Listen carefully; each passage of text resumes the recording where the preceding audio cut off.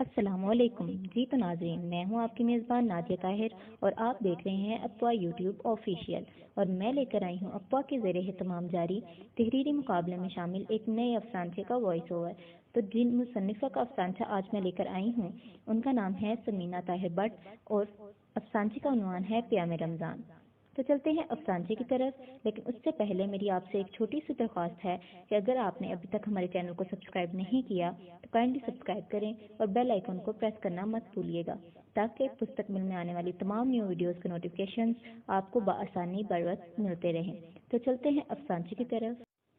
بھابھی، آپ کیوں نہیں بیٹھتے اس بار اعتکاف میں؟ عائشہ میری لاڈلی اور منہ چڑی بھانجی نے حسب عادت ادھر ادھر کی ہانکتے ہوئے ایک دم پینترا بدلا اور میری بہو کو اپنے نادار و نایاب مشورے سے اس طرح نوازا کہ اس کے ساتھ ساتھ ہم سب بھی بھنچکے رہ گئے۔ یوں تو عائشہ ہر کسی کو مشورے اور تجاویز دینے میں ماہر تھی ہی، اور ہم سب باشمول اس کے والدین اکثر و بیشتر اس کے مشوروں پر نہ چاہتے ہوئے بھی عمل کرتے پائے جاتے تھے۔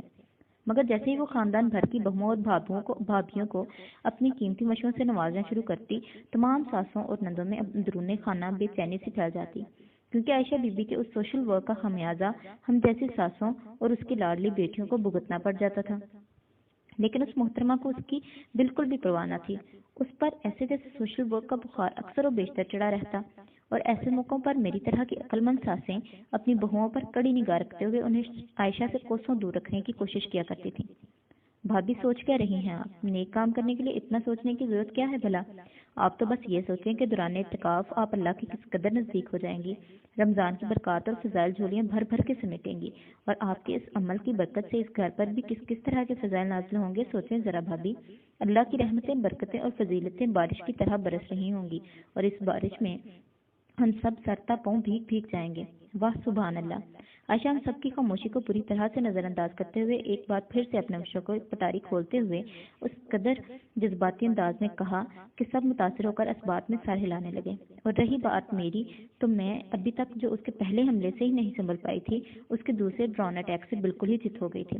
میری تصویر پر تیزی سے گھومتے ہاتھ یک لخت رک گئے تھے اور ورد کرتے ہونٹ ہمارے حیرت کے پورے کھل گئے۔ میں نے بے ساختہ کومل یعنی اپنی بہو کو اپنی اسی مخصوص گھوری سے نوازا تھا، جس کے بعد نتیجہ ہمیشہ میری حسب منشا ہی نکلتا تھا۔ ارے بھائی، میں نے کہا نا کہ میں بہت عقل مند ہوں۔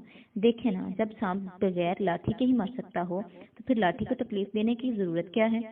اس لیے مجھ جیسی ذہین فتین ساس جس کا کام ایک گھوری سے ہی نکل جاتا ہو، اسے لڑ پھڑ کر سارے زمانے میں برا بننے کی ضرورت بھی کیا ہے بھلا؟ اور یہ تو میرا شروع دن سے ہی وتیرہ رہا ہے کہ سب کو ہمیشہ اپنی آنکھ کے اشارے پر چلاتی رہی ہوں میں۔ یہی وجہ ہے کہ آج تک خواجہ صاحب اور ان کے گھر پر راج کرتی آئی ہوں۔ میں نے ہمیشہ اپنی عقل اور ذہانت کا بروقت استعمال کیا، اور اسی کے بلبوتے پر ہی تو اپنے سسرال کے ساتھ ساتھ اپنے بیٹوں کے سسرال کو بھی چت کرتی آئی ہوں۔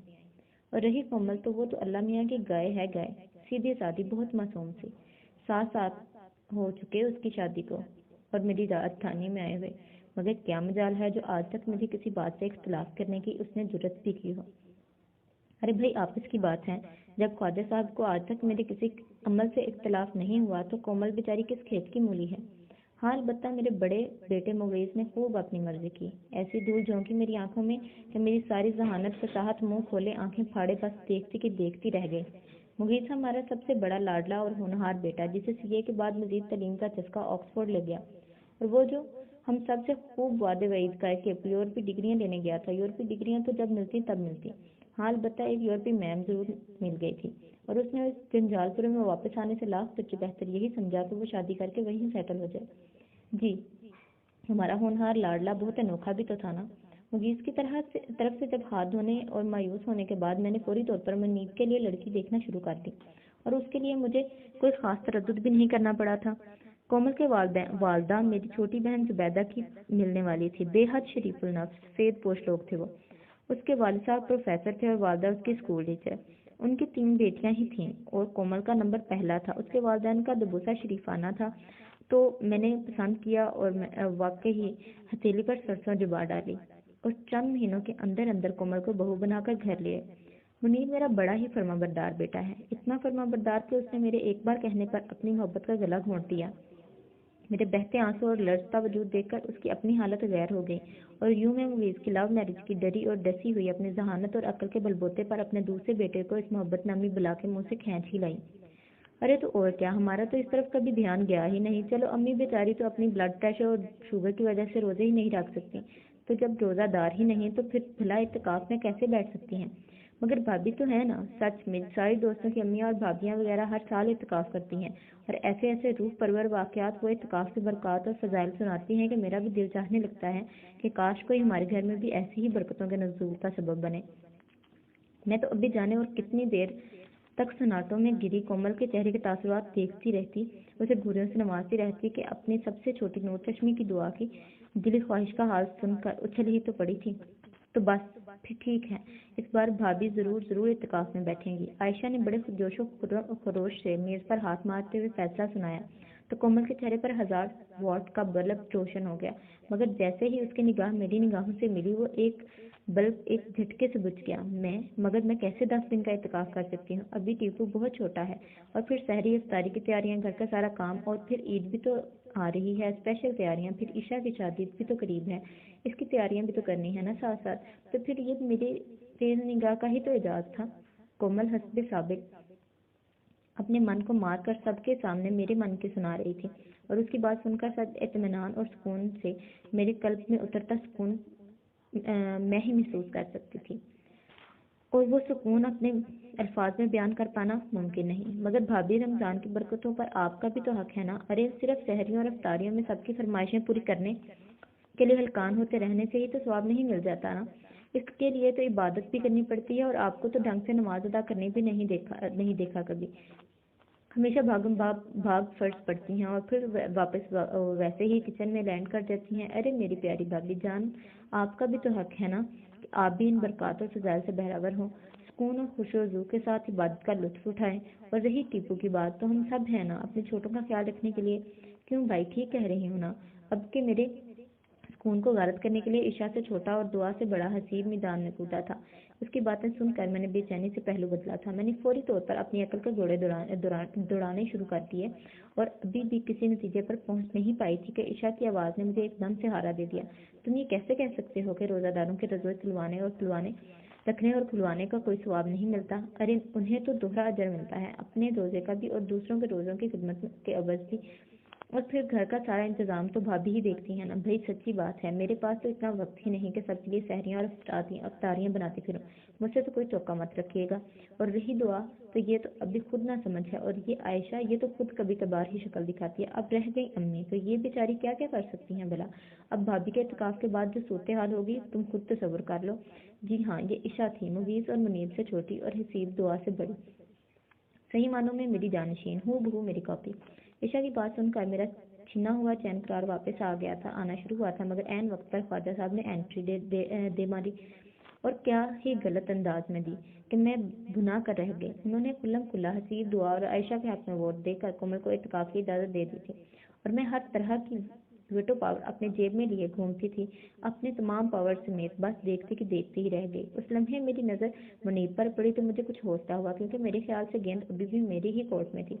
भाई मेरी ही नज़र में मुनीब इजाज़त ना देता तब तक कोमल कैसे इत्तेकाफ कर सकती थी। और मुनीब मेरा बेहद ताबेदार और वाज़ेह तौर पर मेरी आंख के इशारे पर चलने वाला बेटा था।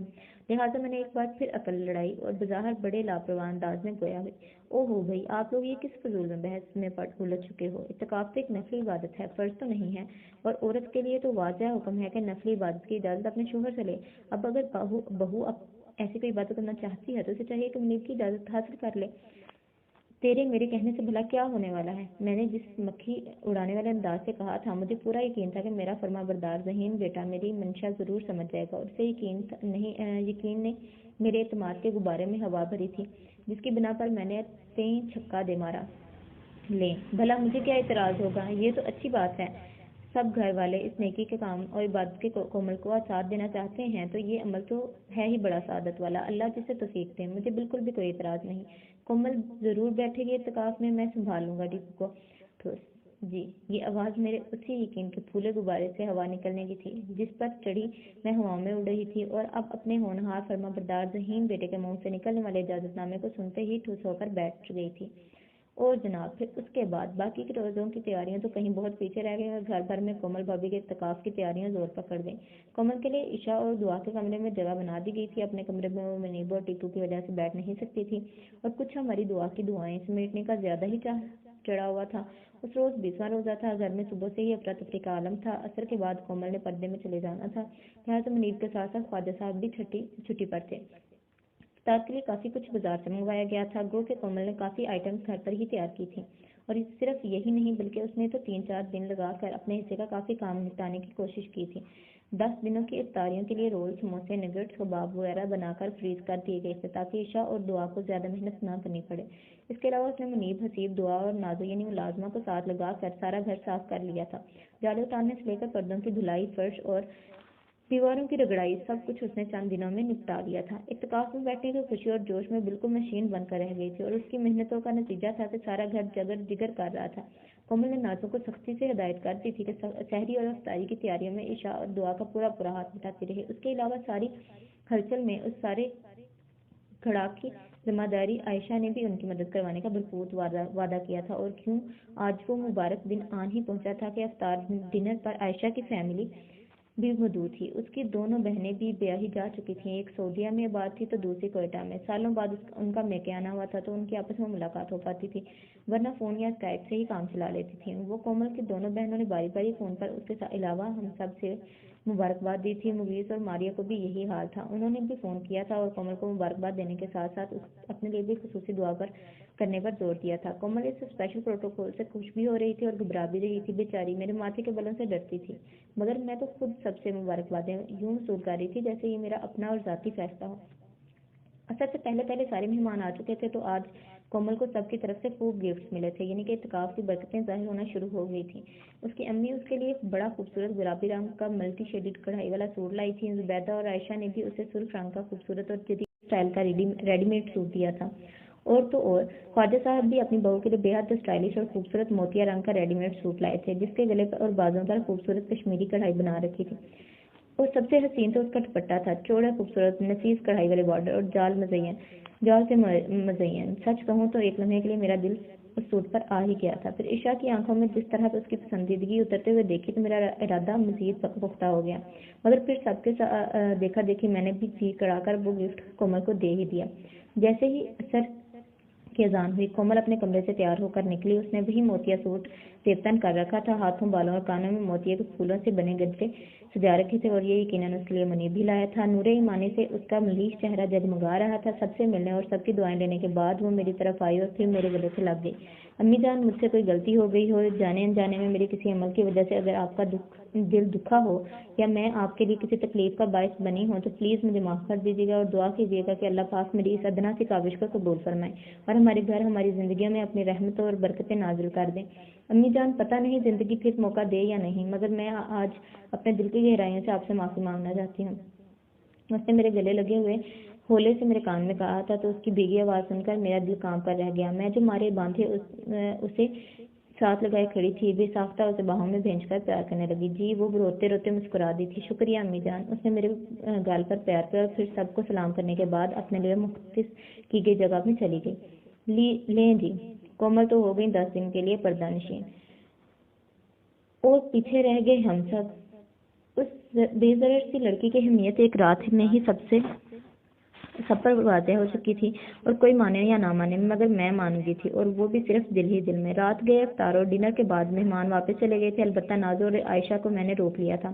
21ویں روزے کو سحری کے وقت مجھے خود سب سے پہلے اٹھنا پڑنا تھا، اور ایسا ایک لمبے عرصے کے بعد ہوا تھا، کیونکہ جب سے کومل بیاہ کر آئی تھی میں نے اسے ایسے ٹرینڈ کیا تھا کہ جیسے مجھے کبھی بھی کسی کام کو دوبارہ کہنا نہیں پڑتا تھا، صرف اور صرف وہی آنکھ کا اشارہ کافی ہوتا تھا اسے سمجھانے کے لیے۔ جن دنوں کومل بہو بن کر اس کے گھر میں آئی تھی، مغیث اور ماریہ کی طوطا چشمی کے زیر اثر میں بظاہر مغموم ہی رہتی تھی۔ اکثر وہ بیشتر مجھ پر افسردگی کے دورے پڑتے ہی رہتے تھے، اور منیب کے سامنے تو یہ دورے سوا نیزے پر پہنچ جاتے تھے، کیونکہ مجھے اندر ہی اندر کہیں خوف بھی ستاتا تھا کہ مغیث کی طرح منیب بھی اگر اپنے نئی نویلی زوجہ محترمہ کے موہ کا شکار ہو گیا تو مجھ سے منہ موڑ گیا تو پھر میں کیا کروں گی؟ اور پھر اسی ڈر اور خوف کی وجہ سے میں اسے ایسے موقع پیدا کر دیتی کہ منیب تو منیب، بیچاری کومل بھی میرے ارد گرد ہی چکر لگاتی رہتی۔ میں نے آہستہ آہستہ سارے گھر کی ذمہ داری کومل کے سر پر ڈال دی تھی، حالانکہ اس کا اور عشا کا تھوڑا ہی فرق تھا۔ وہ دونوں تقریباً ہم عمر تھی، مگر یہاں فرق نظریات کا تھا۔ عشا بھی پڑھ رہی تھی، کماری تھی اور پھر اپنے والدین کے گھر میں بیٹھی تھی، لہٰذا وہ ہنوز بچی ہی تھی، جبکہ کومل شادی شدہ ہونے کی وجہ سے خود بخود ہی اپنی عمر سے بڑی سنجیدہ، سمجھدار اور خاتون خانہ کے درجات کو جا پہنچی تھی، اور انہیں درجات کی وجہ سے وہ گھریلو ذمہ داریوں اور کاموں میں الجھی رہتی تھی، حتیٰ کہ ٹیپو کی آمد بھی اس کے معاملات میں ذاتی برابر میں فرق نہ لا سکی تھی۔ اور ویسے ہی ٹیپو ہمارا اکلوتا لاڈلا پوتا، جس میں گھر بھر کی جان تھی، اس لیے وہ زیادہ تر ہمارے پاس ہی رہتا تھا۔ کومل کے پاس تو صرف ضرورت کے وقت جاتا تھا، اور آج ایک لمبے عرصے کے بعد سحری میں اٹھنا مجھے دو بھر لگ رہا تھا۔ ہاں، کہاں تو میں سب سے آخر میں اٹھ کر سجے سجائے ٹیبل پر براجمان ہوتی تھی، اور آج کہاں ان سب سے پہلے اٹھنا، پھر کچن میں جانا، اور پھر وہاں جس افراتفری اور بے ترتیبی میں میرا استقبال ہوا، ایک لمحے کو تو میرا دماغ ہی گھوم گیا۔ برتن دھلے ہوئے ضرور تھے، مگر اونچے سیدھے یہاں وہاں بکھرے پڑے، اور تو اور ڈنر کے بعد پی جانے والی چائے کے برتن دھلے بغیر ہی سنک میں لڑکے پڑے تھے۔ ایک لمحے کو میں نے وہیں کھڑے کھڑے چاروں طرف کا جائزہ لیا، اور پھر وہیں سے الٹے قدموں عشا دعا کو اٹھانے چلی گئی۔ اب اس کمرے میں تو بہو بیگم مصروف عبادت تھی، لہٰذا میں لڑکیوں کو سخت سست بھی نہ سنا سکی، اور زبردستی انہیں اٹھا کر مندی مندی آنکھوں سے سمیت چولہے کے آگے لے کر کھڑا کر دیا۔ بس جی، کچھ نہ پوچھیے، وہی سحری جو ایک اکیلی بہو کومل نازوں کے ساتھ مل کر پوری ذمہ داری، اطمینان، محبت اور خلوص سے تیار کرتی تھی، کہ اس کی تیار کی گئی ہر چیز سے اس کا خلوص اور محبت چھلکتی تھی، اور اب وہی سحری ہم سب سے مل کر بنانا محال ہو رہا تھا۔ عشا تو اپنے کہے گئے کے مطابق ایک دو دن ہی کام میں ہاتھ بٹانے آئی، اور پھر اپنی شادی کی تیاریوں کا بہانہ بنا کر خود کو مہمان ثابت کیا، اور ہر کام سے ہاتھ جھاڑ کر فارغ ہو گئی۔ دعا البتہ ثواب لینے کے چکر میں پوری کوشش کر رہی تھی کہ نازو اور میرے ساتھ کام میں ہاتھ بٹا سکے، مگر وہ بھی اپنی طبیعت کے ہاتھوں مجبور تھی۔ دل کرتا تو کچن میں گھس جاتی، نہ چاہتا تو بہانے ہزار تھے اس کے پاس بھی، اور آخر میں رہ گئی عائشہ، اس ساری ہلچل، اس ہنگامے کو برپا کرنے والی بھابھیوں اور بہوؤں کی سب سے بڑی ہمدرد۔ میری بہو کو پردہ نشین کروانے کے بعد اس طرح غائب ہوئی جیسے گدے کے سر سے سینگ، اور آج 29واں روزہ تھا، اور مطلع بالکل صاف، اندر کا بھی اور باہر کا بھی۔ گمان غالب تھا کہ چاند نظر آ ہی جائے گا اور صبح عید ہو ہی جائے گی، اور اسی حساب سے ہماری تیاریاں بھی تقریباً مکمل ہی تھیں، اور اب انتظار تھا تو بالکل صرف ہلال عید کا۔ کومل کے اعتکاف میں بیٹھنے کی جو روحانی برکات اور فضیلتیں نازل ہو رہی تھیں وہ سب تو اپنی جگہ، مگر ان گزرے 9 دنوں میں ہماری آنکھیں پوری طرح سے کھل چکی تھی۔ کم از کم مجھے تو صحیح معنوں میں قدر ہو رہی تھی اپنی بہو کی، اور سب سے اچھی بات یہ ہوئی تھی کہ وہ یہ تھی کہ عشا کو اپنی ذمہ داریوں کا احساس ہو گیا تھا، اور ہوتا کیوں نہ، آخر کل کو اس نے بھی تو وہی بہو بن کر اگلے گھر جانا تھا، پھر سسرال میں جگہ بنانے کے لیے خلوص اور محبت کے ساتھ محنت بھی تو کرنی پڑتی ہے۔ اب یہ علیحدہ بات ہے کہ یہ محنت بھی اس نے اپنی ساس کے احساس دلانے پر ہی شروع کی تھی۔ اس روز 26واں روزہ تھا، عشا کی سسرال سے اس کی عیدی آ رہی تھی، ہم نے اسے سلسلے میں افطار پر انوائٹ کیا تھا انہیں، اور سب کی بھاگ دوڑ کے باوجود ڈائننگ ٹیبل جانے کیوں سونا سونا سا لگ رہا تھا۔ میرے ساتھ ساتھ یقیناً مہمانوں نے بھی دعوت میں خاصی کمیاں محسوس کی تھیں۔ ہماری عمومی دعوتوں میں زیادہ تر چیزیں گھر میں ہی تیار کی جاتی تھیں، مگر اس روز تو افطار سے لے کر ڈنر تک سب کچھ ہی ریڈی میڈ منگوایا گیا تھا۔ رول، سموسے، کباب، فروٹ چاٹ، دہی بڑے، حتیٰ کہ پکوڑے کے مشہور بیکرز اور کنفیکشنرز کے منگوائے گئے تھے۔ عشا کی ساس نے حیرت سے سجا سجایا ٹیبل دیکھا، اور پھر کچھ ایسی نگاہوں سے مجھے اور عشا کو دیکھا کہ میں شرم سے گڑ گئی۔ خیر، افطار کا وقت تو کسی نہ کسی طرح نکل گیا۔ ان لوگوں نے ہر چیز احتیاط سے صرف چکھی تھی، ورنہ پہلے وہ لوگ گھر کی بنی ہر چیز سے پورا انصاف کیا کرتے تھے۔ افطار اور نماز کے بعد جب ڈنر لگایا گیا تو ایک بار پھر عجیب سی صورتحال کا سامنا کرنا پڑا۔ منیب اور خواجہ صاحب نے تو ہماری سہولت کو ہی دیکھتے ہوئے شہر کے سب سے بڑے مشہور ہوٹل سے کھانا منگوایا تھا، مگر اس کا کیا کیا جاتا کہ اس کے مہنگے کھانے میں وہ لذت نہ تھی جو ذائقہ کومل کے ہاتھ سے بنے کھانے میں تھا۔ عشا کے سسرال والے تمہارے مربت کے کچھ کہہ نہ پائے، مگر ہم ایک بار پھر شرمندہ ہوئے، اور پھر آخر میں رہتی کسر کومل کے ہاتھ کی بنی اسپیشل کھیر کی جگہ ڈیزرٹ میں پیش کیے جانے والے کلفے نے پوری کر دی تھی۔ عشا کے سسرالی جتنی دیر بیٹھے رہے کومل کی تعریفیں ہی کرتے رہے۔ وہ لوگ اس کے سگڑپن اور سلیقے کی بار بار تعریفیں کر رہے تھے، اور میں نے محسوس کیا تھا کہ میرا خون خواہ مخواہ ہی بڑھتا جا رہا تھا۔ میرا سر جانے کیوں فخر سے بلند ہو رہا تھا، اور اپنے اس احساس میں شاید میں عشا کو بجھتا چہرہ بھی نہ دیکھ پائی تھی۔ मगर उसकी सास ने देख लिया था, इसलिए तो उन्होंने अपने पास उसे बुलाया और बड़ी मोहब्बत से उसके हाथ थामते हुए उसे कुछ इस तरह से समझाया कि उसके साथ साथ मेरी आंखें भी खुली की खुली रह गईं। देखो बेटा, बहू वो तो ऐसी कि उसकी गैर मौजूदगी में मौजूदगी खुद मुंह से बोले, जिसके बारे में हर आया जरूर पूछे कि वो कहाँ है, खैरियत से तो है, उसके लम्स का एहसास घर के गोशे गोशे में रचा बसा हो, वो मौजूद ना हो भी तो घर में मौजूद हो, जैसे तुम्हारी भाभी कोमल। तो बस बेटा, तुम भी अपने घर में ऐसे ही दिल लगाकर हर जगह तुम्हारी मौजूदगी का एहसास मुंह से बोले कि हाँ, इस घर की बहू बहुत सलीकामंद और सुघड़ है। उसकी साथ बातें सुनकर बातें सुनकर उसके साथ साथ मुझे भी अपनी कोताही का एहसास हो रहा था कि जो बात एक माँ होकर मुझे समझानी चाहिए, वो उसकी उसे सास समझा रही थी कि ससुराल एक ऐसी जगह है जहाँ चाम नहीं काम प्यारा होता है। और ये बात अब ईशा अच्छी तरह समझ चुकी थी, लिहाजा उसने अपने साथ साथ मुझसे भी वादा किया था कि वो भी कोमल की तरह एक अच्छी और सुघड़ बहू बनकर दिखाएगी। जिस तरह आज तक कोमल ने किसी को मौका नहीं दिया था कि कोई उसकी माँ की तबीयत पर उंगली उठा सके, इसी तरह वो भी अपने ससुराल वालों को अपनी मोहब्बत, खुलूस और हुस्ने सलूक से अपना वरवीदा बना लेगी। जैसे ही ईद का चांद नजर आने का ऐलान हुआ तो हर तरफ मुबारक सलामत का शोर सा उठा था। मैं भी तेजी से कोमल को इत्काफ से उठाने के लिए आगे बढ़ी। कोमल जैसे ही पर्दे से बाहर आई, हम सब ने उस पर फूलों की बारिश कर दी। आखिर को उसकी इबादत, रियाजत और फिर इस माह मुकद्दस की बरकतों की वजह से ही तो हम सब अल्लाह की रहमतों का नज़ूल हो रहा था हम सब पर। मैंने आज अपनी बहू की अहमियत को पूरी तरह से दिल से मान लिया था। मैं उसकी कदर जान गई थी, ना सिर्फ जानी थी बल्कि बरबला उसे मान भी रही थी। मैंने सबके सामने खुले दिल से इतराज़ कर लिया था कि हाँ, मेरी बहू हीरा है, हीरा। मुझ पर, मेरे बेटे पर अल्लाह का खास करम है। कोमल जैसी नेक और फरमाबरदार लड़की हमें मिली, ये उसका करम है। और मेरा मुनीब, बड़ा मेरा सादतमंद और फरमाबरदार बेटा, आज भी सारा क्रेडिट मुझे ही दे रहा था कि आखिर को कोमल मैंने ही दरियाफ्त की। मुनीब, मेरी बहू को ईद की ज़बरदस्ती शॉपिंग करवा कर लाओ, और हाँ, इसके हाथों पर मेहंदी ज़रूर लगवाना कि उसकी मेहंदी के रंगों और खुशबू से ही मेरे घर के दरोबाम महकेंगे। जाओ बेटा, और खूब ढेर सारी चूड़ियाँ भी दिलवाना मेरी चांद सी बहू को। कोमल से मिलने एक बार फिर से सब मेहमान आए थे। खूब हल्ला गुल्ला रहा था, और उनके सबके जाने के बाद जब मेरी सुगड़ बहू नाजो के साथ मिलकर सब समेटा समेटी में लगी हुई थी, तो मैंने मोहब्बत से साथ लगाते हुए मुनीब को उसे बाहर ले जाने को कहा, तो वो दोनों मुस्कुरा दिए। हम भी जाएंगे, चूड़ियाँ, मेहंदी, ज्वेलरी तो हमें भी लेनी है ना, वो भी भाभी के साथ पसंद की और भैया के पैसों से। हम भी जाएंगे उनके साथ शॉपिंग के लिए। ईशा, दुआ, आयशा और नाजो के साथ साथ हसीब भी उनके दोनों को घेर कर खड़े हो गए थे, तो हम सब बेसाख्ता हंस पड़े। हाँ भाई, क्यों नहीं, सब चलेंगे, आखिर को चांद रात है, खुशियों की रात, इनाम की रात, और इनाम तो हम सबको ही मिलना चाहिए। क्यों अम्मी, मैं ठीक कह रही हूँ ना? कोमल ने एक बार फिर मेरे गले में बाहें डालते हुए प्यार से कहा था। हुर्रा, भाभी जिंदाबाद के नारों से लाउंज गूंज उठा था। उन सबको इस तरह हंसते मुस्कुराते बाहर जाते देखकर मैं भी मुस्कुराते हुए अंदर की तरफ बढ़ गई थी कि मुझे अभी शुक्राने के नवाफिल अदा करने थे, अपने रब के हुजूर उसका शुक्र अदा करना था, और अपने बच्चों की दायमी खुशियों के लिए दुआ भी करनी थी। अरे, आप अभी तक यहीं बैठे हैं? आप भी जाकर शुक्राने के नफिल अदा कीजिए उस रब के हुजूर जिसने उस माह मुबारक की बरकतें और फजीलतें सबके लिए यकसा नाजिल फरमाई हैं, बगैर किसी फ़र्क के, बगैर किसी तखसीस के। और हाँ, मेहंदी और चूड़ियों का एहतमाम करना हरगिज़ ना भूलिएगा, क्योंकि ईद तो सस्ती ही परियों जैसी बेटियों और शहजादियों जैसी बहुओं के श्रृंगार से है। क्यों, ठीक कह रही हूँ ना मैं? जी, तो अगर आपको हमारा अफसाना पसंद आया हो तो आप सबसे दरख्वास्त है कि कमेंट बॉक्स में ज़रूर बताएं।